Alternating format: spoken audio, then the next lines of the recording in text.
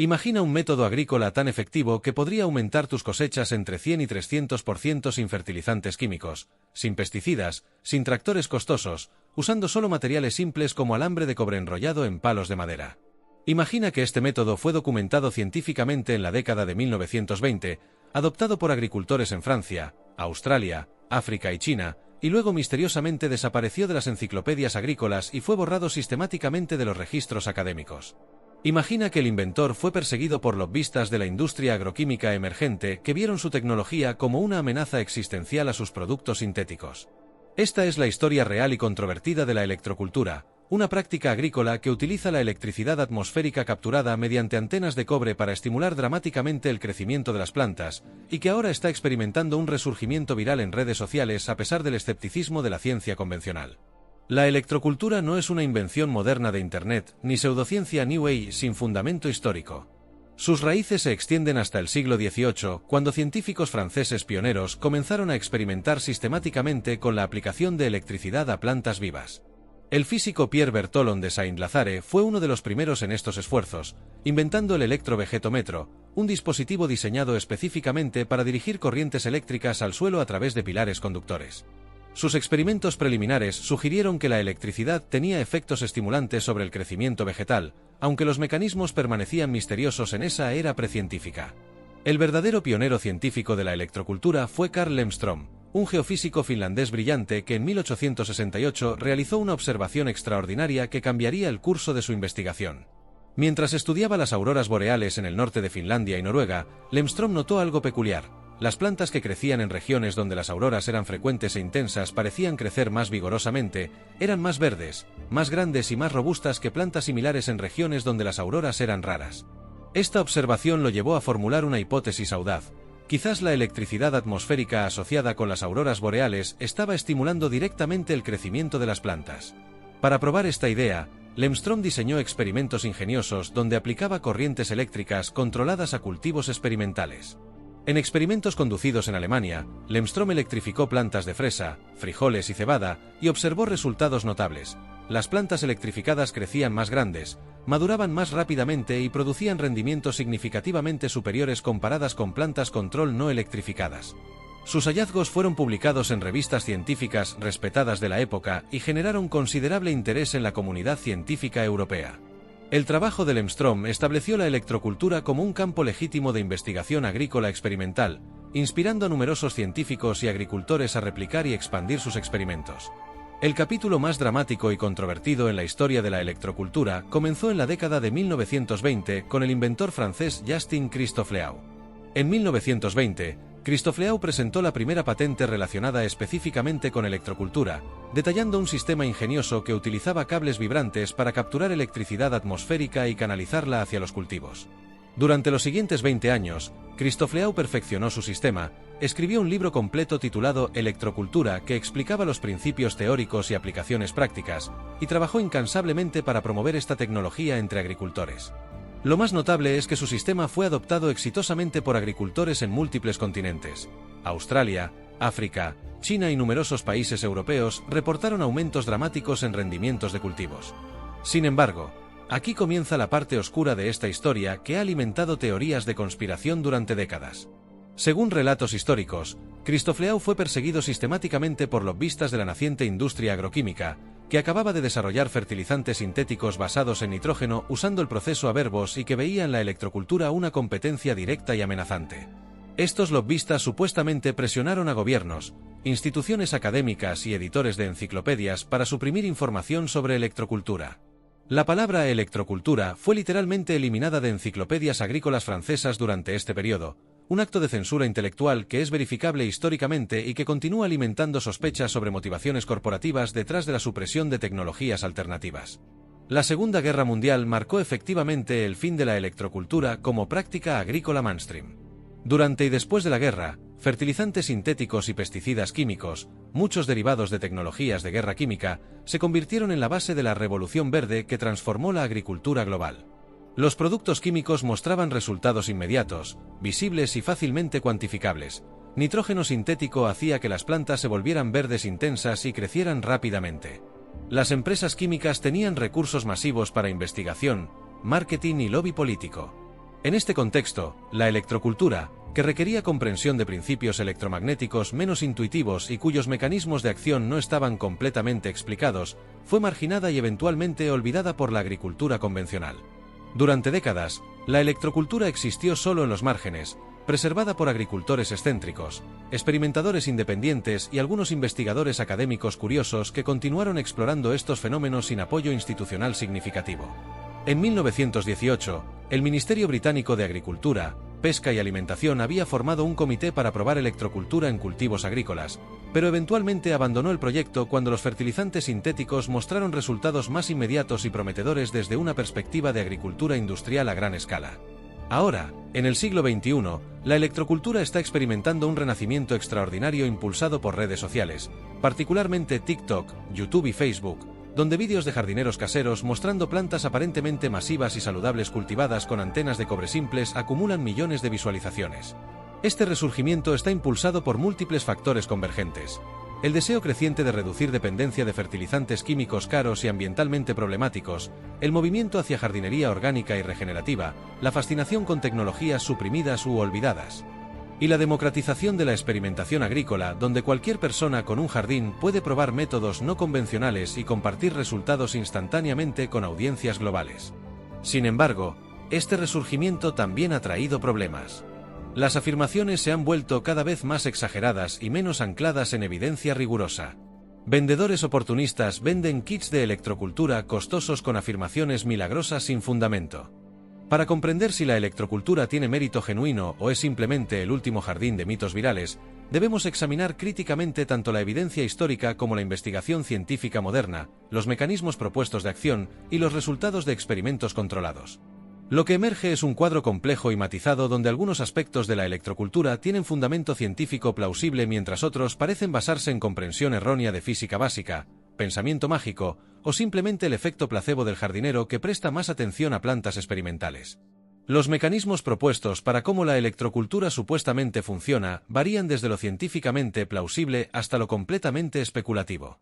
La teoría central de la electrocultura clásica, tal como fue articulada por Lemstrom y Christofleau, sostiene que la atmósfera terrestre contiene electricidad natural generada por procesos como rayos, aurora borealis, y el gradiente de voltaje que existe naturalmente entre la Tierra y la atmósfera superior. Este gradiente eléctrico atmosférico es real y medible, típicamente alrededor de 100 a 300 voltios por metro cerca de la superficie terrestre en clima despejado. La idea es que estructuras conductoras como antenas de cobre pueden capturar esta electricidad atmosférica libre y dirigirla hacia el suelo y las raíces de las plantas. Algunos estudios históricos y modernos han encontrado efectos positivos de aplicar electricidad a plantas, aunque generalmente usando métodos activos que involucran fuentes de voltaje externas en lugar de antenas pasivas. Un estudio chino de 2018 afirmó que los rendimientos de cultivos aumentaron entre 20 y 30% al aplicar voltaje al suelo directamente. Investigación histórica mostró que la avena y la cebada vieron aumentos de hasta 22% en rendimiento cuando se aplicaron entre 40,000 y 80,000 voltios a través de cables aislados delgados. Las semillas de repollo tratadas con electricidad germinaron más rápidamente y produjeron aumentos de hasta 75% en rendimientos. Incluso la electricidad generada naturalmente por viento y lluvia aceleró la germinación de semillas de guisantes en más de 25% y aumentó el crecimiento de guisantes en casi 18%. Los mecanismos biológicos propuestos para estos efectos incluyen varios procesos plausibles. Los campos eléctricos pueden influir en la orientación y movimiento de moléculas cargadas dentro de células vegetales, potencialmente afectando el transporte de nutrientes a través de membranas celulares. La electricidad puede estimular la apertura de estomas, los poros microscópicos en hojas que controlan el intercambio de gases, potencialmente aumentando la fotosíntesis y la absorción de dióxido de carbono. Los campos electromagnéticos pueden afectar la actividad enzimática y la expresión génica, aunque estos efectos son complejos y no completamente comprendidos. Algunas investigaciones sugieren que la electricidad puede aumentar la actividad microbiana beneficiosa en el suelo, mejorando la disponibilidad de nutrientes para las plantas. Sin embargo, aquí está la controversia crítica. La mayoría de la electrocultura moderna popularizada en redes sociales no utiliza fuentes de voltaje activas, sino antenas pasivas simples hechas de alambre de cobre enrollado alrededor de palos de madera o metal insertados en el suelo. Y aquí es donde el escepticismo científico se vuelve particularmente agudo.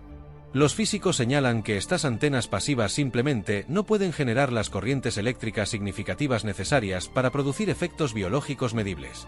El gradiente de voltaje atmosférico existe, pero la corriente que podría fluir a través de una antena pequeña hacia el suelo es infinitesimalmente pequeña, medida en nanoamperios o microamperios en el mejor de los casos, órdenes de magnitud por debajo de lo que se requeriría para afectar la fisiología vegetal. Un estudio científico riguroso publicado en 2024 examinó específicamente las afirmaciones de electrocultura pasiva usando varillas envueltas en cobre. Los investigadores probaron los efectos en múltiples especies de plantas, incluyendo verduras de hoja y vegetales de raíz, usando 3 tratamientos: un grupo control sin cobre añadido, alambre de cobre expuesto envuelto alrededor de una vara insertada en el suelo, y alambre de cobre enterrado completamente cubierto por suelo para controlar posibles efectos de fertilización de cobre. Después de 8 semanas, midieron altura de planta, biomasa aérea y subterránea. El resultado fue inequívoco y decepcionante para proponentes de electrocultura. No encontraron diferencias estadísticamente significativas entre los tratamientos en ninguna de las medidas de crecimiento o rendimiento. Los autores del estudio concluyeron que las antenas pasivas de electrocultura de cobre no mejoran el rendimiento de vegetales en jardinería de contenedores casera. Señalaron que aunque el cobre es un micronutriente esencial para plantas y la aplicación de cobre en forma de fertilizantes líquidos puede mejorar el crecimiento en suelos deficientes en cobre, es poco probable que el cobre se lixivie de una varilla de metal sólido lo suficientemente rápido como para infiltrarse en suelos y raíces de plantas. Incluso si ocurre lixiviación, el cobre es más móvil hacia abajo que lateralmente en suelos y probablemente se lavará hacia abajo en lugar de extenderse lateralmente hacia las plantas. Linda Chalker Scott, profesora de Fisiología de Plantas Leñosas en la Universidad Estatal de Washington y especialista en extensión, conocida por desmentir mitos de jardinería usando evidencia científica revisada por pares, ha sido particularmente vocal sobre el escepticismo hacia la electrocultura. Señala que ninguna de las promesas de electrocultura está respaldada por evidencia científica confiable. Cuando expertos reconocidos en ciencias vegetales publican resultados positivos que son confirmados por otros investigadores de plantas, esos resultados aparecerán en revistas legítimas de ciencias vegetales. Chalker Scott no cree que científicos serios de plantas emprendan un estudio de electrocultura, observando que si hubiera alguna indicación de que esto podría funcionar, la gran agricultura invertiría dinero masivamente en ello, dado que las empresas agrícolas están constantemente buscando tecnologías que aumenten rendimientos sin costos prohibitivos. Sin embargo, la historia no termina completamente con estos estudios negativos. Existe un fenómeno social y psicológico real que puede explicar muchos de los testimonios entusiastas sobre electrocultura que inundan las redes sociales: el efecto placebo del jardinero. Cuando los jardineros instalan antenas de electrocultura en sus jardines, frecuentemente están más emocionados y comprometidos con sus plantas experimentales. Prestan más atención, riegan más consistentemente, deshiervan más diligentemente y observan más cuidadosamente. Este aumento en atención y cuidado, no la antena de cobre en sí, puede explicar completamente cualquier mejora percibida en el crecimiento de las plantas. Dada la controversia científica, la historia fascinante y los testimonios anecdóticos entusiastas que rodean la electrocultura, la pregunta práctica para jardineros curiosos es: ¿deberías experimentar con electrocultura en tu propio jardín? Y si es así, ¿cómo puedes hacerlo de manera que produzca información útil en lugar de simplemente reforzar sesgos de confirmación? La respuesta es que la experimentación casera cuidadosa puede ser educativa y divertida, pero debe hacerse con escepticismo saludable, metodología apropiada y expectativas realistas. Si decides experimentar con electrocultura, el primer paso es diseñar un experimento apropiado con controles adecuados. La ciencia ciudadana puede ser valiosa, pero solo si se realiza con el mismo rigor que la investigación profesional requeriría. Aquí está cómo configurar un experimento de electrocultura que produzca datos significativos en lugar de simplemente anécdotas. Elige un grupo de plantas similares para experimentar, idealmente semillas de la misma variedad plantadas al mismo tiempo. Divide las plantas en al menos 2 grupos, uno con antenas de electrocultura y uno sin ellas como grupo control. Crucialmente, asegúrate de que todas las demás condiciones de crecimiento son idénticas para ambos grupos. Mismo tipo de suelo, misma exposición al sol, mismo horario de riego, misma fertilización, mismo control de plagas. La única variable que debe diferir es la presencia o ausencia de antenas de cobre. La construcción de antenas de electrocultura es relativamente simple, pero requiere algunos materiales básicos. El método más común implica estos pasos: corta un tramo de alambre de cobre, la longitud varía según tu diseño de antena pero típicamente entre 1 y 3 metros. El calibre del alambre también varía en diferentes tutoriales, desde alambre delgado de calibre 16 hasta alambre más grueso de calibre 10 o 12. Envuelve el alambre alrededor de una estaca de madera o varilla de metal. Algunos jardineros usan palos encontrados en el bosque, otros usan varillas de bambú o varillas de madera del centro de jardinería. Inserta la antena en el suelo cerca de tus plantas, típicamente a 10 a 30 centímetros de distancia del tallo principal. Aquí es donde las instrucciones se vuelven más especulativas y menos basadas en física real. Algunos proponentes de electrocultura insisten en que el alambre debe envolverse en sentido horario en el hemisferio norte y en sentido antihorario en el hemisferio sur, supuestamente para alinearse con el campo magnético terrestre. Otros usan una espiral de Fibonacci basada en la secuencia matemática encontrada en la naturaleza. Algunos construyen pirámides de alambre sobre las plantas. Otros entierran alambres horizontalmente en el suelo, corriendo de sur a norte para supuestamente alinearse con líneas magnéticas. La proliferación de métodos contradictorios debería ser una señal de advertencia. Si la electrocultura funcionara a través de un mecanismo físico específico, habría un método óptimo claramente definido, no docenas de variaciones incompatibles. Una vez que hayas instalado tus antenas en las plantas de tratamiento mientras dejas las plantas de control completamente sin tratar, comienza a medir y registrar el crecimiento de las plantas regularmente. Mide altura desde la superficie del suelo hasta el punto más alto del tallo semanalmente. Cuenta hojas nuevas. Registra cuando aparecen flores y frutos. Eventualmente, cosecha y pesa la producción de ambos grupos por separado. Mantén notas detalladas en un diario de jardín durante varias semanas o meses, incluyendo observaciones cualitativas sobre salud de plantas, color de follaje, resistencia a plagas y cualquier otra variable relevante. Al final de la temporada de crecimiento, compara resultados entre grupos de electrocultura y control. Busca diferencias estadísticamente significativas, no solo impresiones subjetivas. Si las plantas de electrocultura produjeron en promedio 15% más frutos que las plantas de control, eso sería interesante. Si produjeron 5% más, eso probablemente está dentro del rango de variación natural. Crucialmente, repite el experimento en temporadas subsiguientes para verificar resultados positivos, porque la reproducibilidad es clave en la investigación científica. Un resultado positivo en un año podría ser casualidad, pero resultados positivos consistentes en múltiples años son más convincentes. Varios jardineros han documentado sus experimentos de electrocultura con grados variables de rigor. Un jardinero instaló tuberías de cobre del departamento de plomería en algunas camas de jardín mientras dejaba a otras sin tratar. Las fotos mostraban plantas aparentemente más grandes en las camas con cobre, aunque reconocieron que faltaban controles estrictos. Otro jardinero probó alambre de cobre enrollado versus tuberías de cobre sólidas para determinar cuál funcionaba mejor, aunque nuevamente sin el rigor de grupos de control apropiados y condiciones idénticas. La crítica científica más fundamental de la electrocultura pasiva es simple. No existe un mecanismo claro para cómo antenas pasivas podrían conducir electricidad atmosférica hacia el suelo en cantidades que afectarían la fisiología vegetal. La atmósfera terrestre tiene un gradiente de voltaje, pero las corrientes que pueden fluir a través de pequeñas antenas son infinitesimales. Para que la electricidad fluya, necesitas completar un circuito con diferencia de potencial significativa y baja resistencia. Una simple antena de cobre insertada en suelo húmedo no forma un circuito efectivo que canalizaría corrientes eléctricas significativas. Sin embargo, existe un mecanismo alternativo y mucho más mundano por el cual el cobre podría potencialmente afectar el crecimiento de las plantas: fertilización con cobre. El cobre es un micronutriente esencial para plantas, necesario para fotosíntesis, metabolismo de nitrógeno, formación de semillas y numerosas funciones enzimáticas. En suelos severamente deficientes en cobre, agregar este micronutriente puede mejorar dramáticamente el crecimiento. Rociar 5 kg por hectárea de cobre mejoró rendimientos de soja en suelos de India, mejoró intercambio gaseoso de plántulas de coco en experimento de invernadero, e incluso la adición de 12 y 25 kg por hectárea mejoró el rendimiento de trigo en suelos deficientes en cobre de Polonia. Sin embargo, es poco probable que la adición de cobre en forma de varilla de metal sólido mejore el crecimiento, incluso en suelos limitados en cobre, porque el cobre probablemente no se lixivia de la varilla de metal lo suficientemente rápido. Los estudios de fertilización de cobre exitosos usan forma líquida de cobre como sulfato de cobre rociado directamente sobre superficies foliares, asegurando absorción por hojas y raíces. Una varilla de cobre sólida enterrada en el suelo liberará cantidades insignificantes de iones de cobre en escalas de tiempo relevantes para cultivos de temporada. Gracias por acompañarnos en esta exploración de una de las prácticas de jardinería más controversiales. Recuerda, el escepticismo saludable y la experimentación rigurosa son tus mejores herramientas. Hasta la próxima investigación, y que tu jardín prospere con o sin antenas de cobre.